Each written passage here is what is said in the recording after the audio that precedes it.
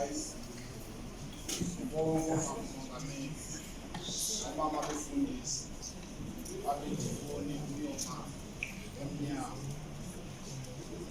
Ngilihle igama leNkosi Jesu Kristu. Ngibulise Ntokwana wonke umuntu olapha ngaphakathi ngilihle igama leNkosi yami. Haleluya. Sizawufumana ilizwi incwadi kaMateyu 27.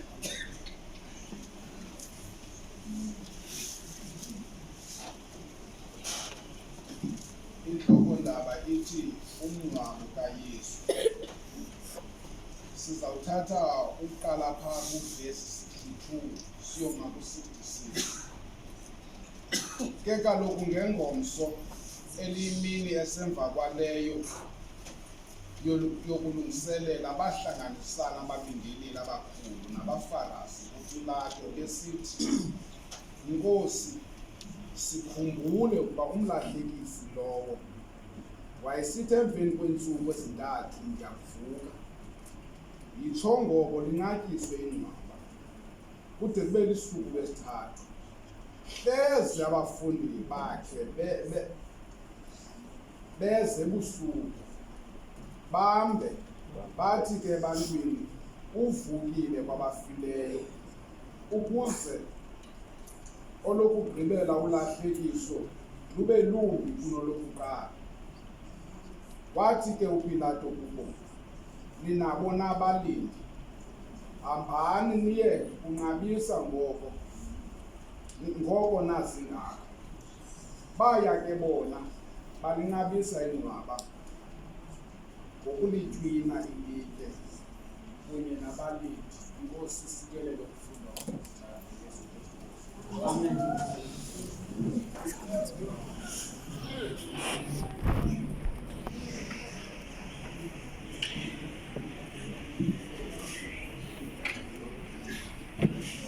Ngizawuthetha kancinci ngelizwi. Into endiyithandayo yiyoba ixesha endinalo lincinci, ndiyayivuyela ke nalo lininzi. Ninabona abalindi. Nantso mna eyona ndawo ndiyithandileyo.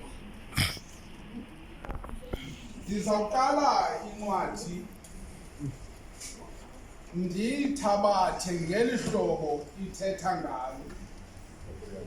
Emveni koko mhlawumbi ndiza kuphuhlisa injongo yombhalo. Kodwa uYesu yena wayehlahlile indlela. Ndikhumbula xa ngaba esithi, yichitheni le tempile, mna ndiza kuyakha ngeentsuku ezintathu. Amen. Kanti loo nto ihleli kubaFarisi.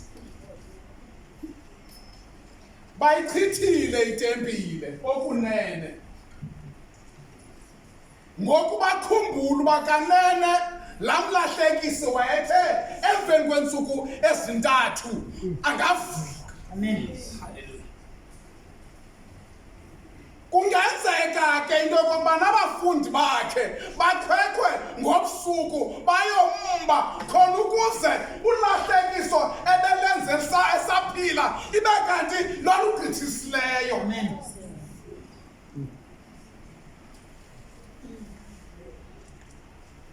Isihloko sithi ingcwaba likaYesu. Hallelujah.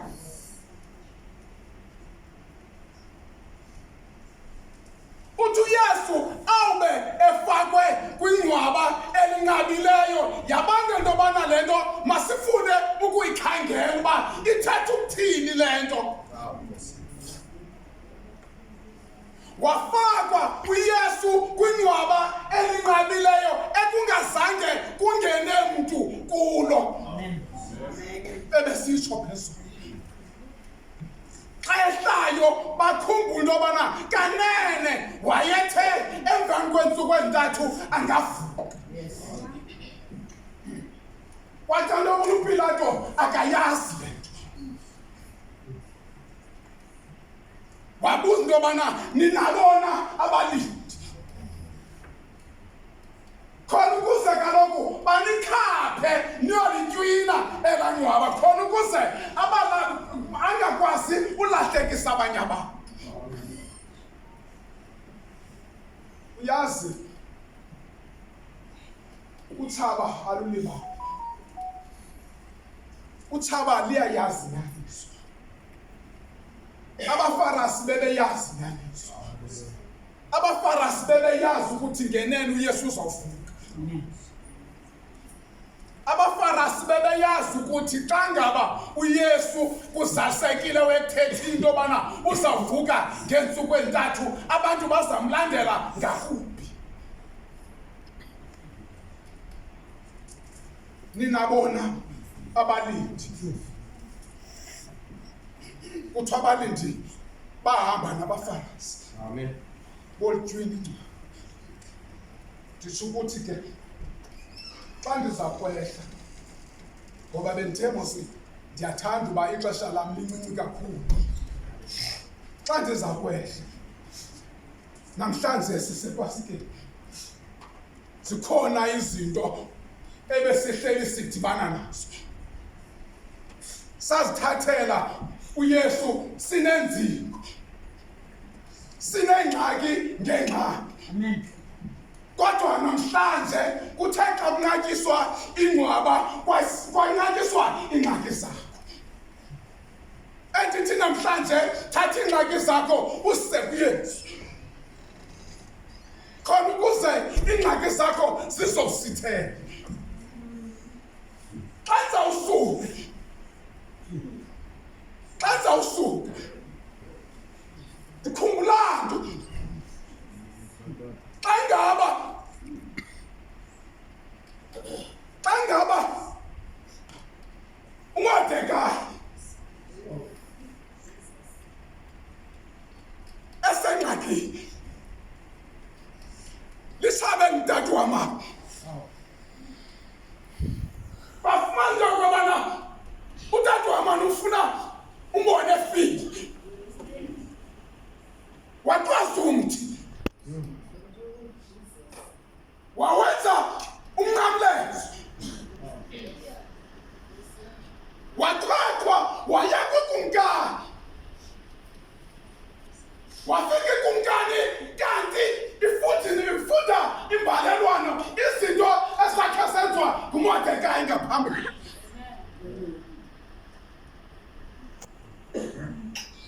Wafika uHamani efundela.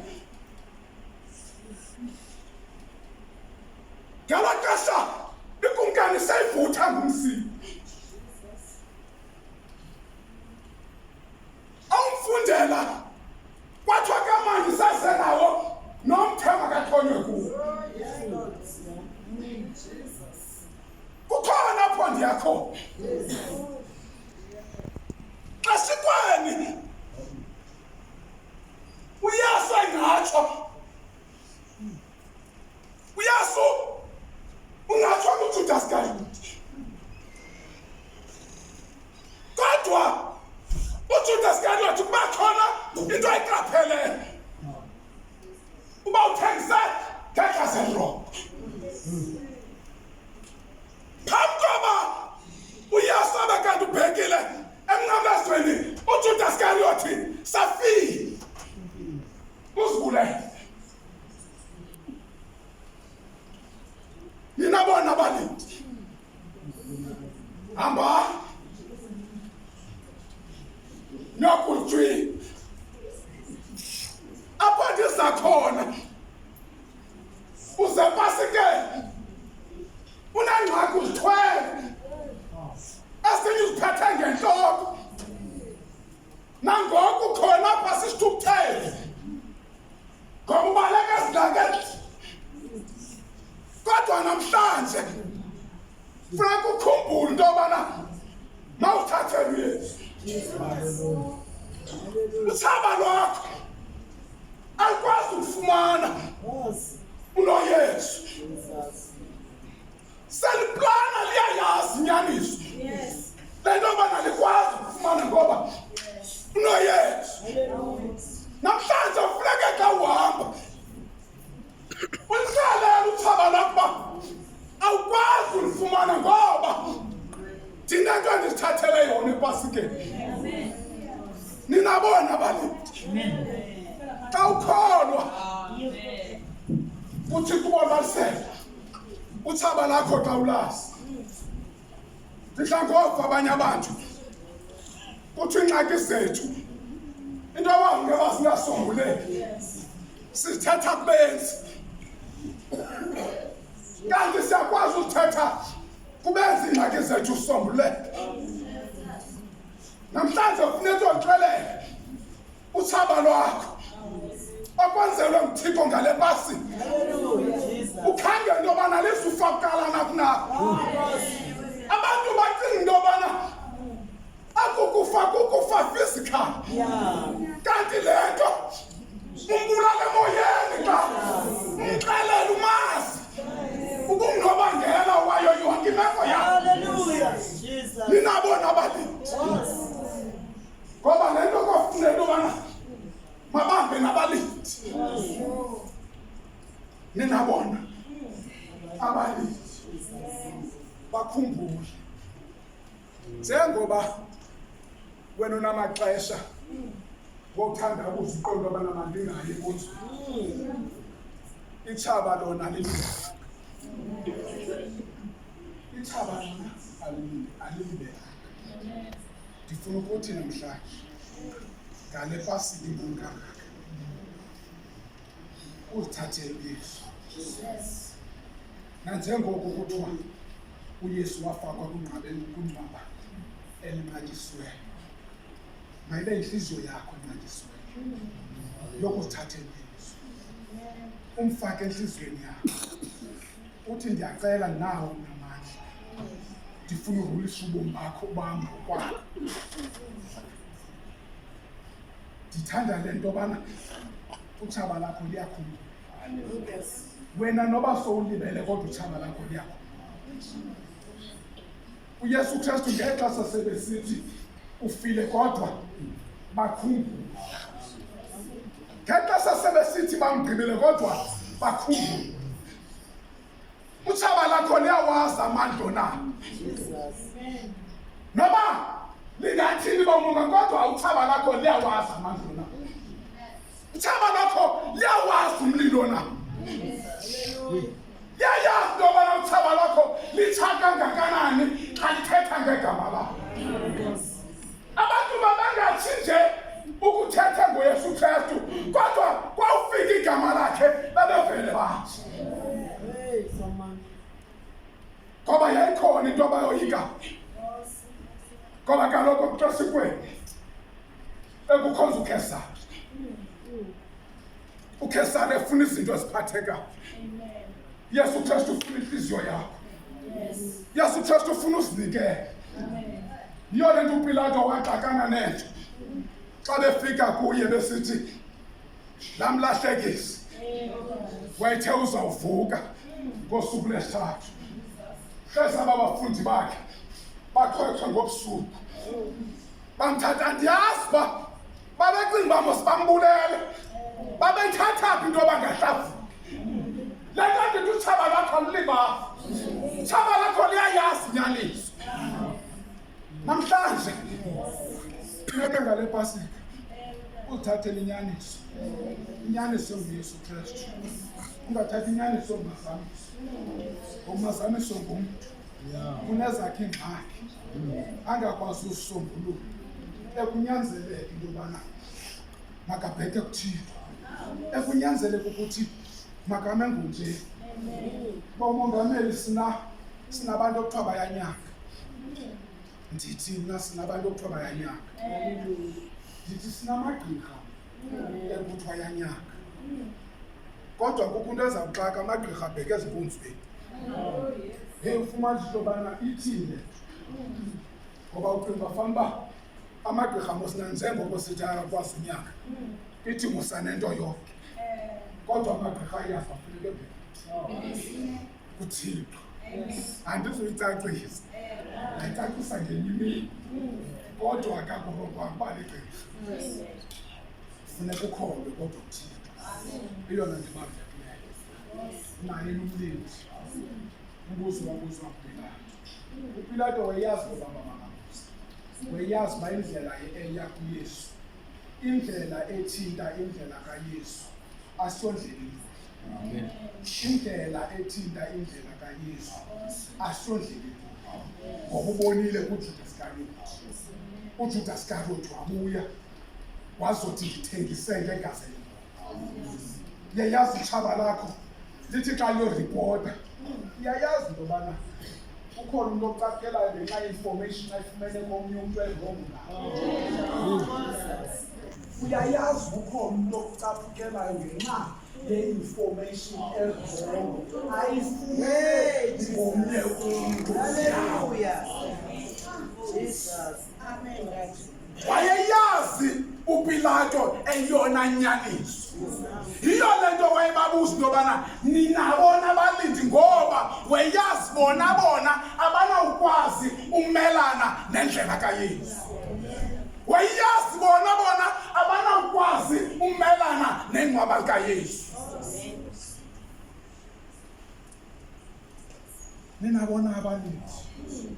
Okay. Angifuni uthatha ixesha laba ulota umongameli.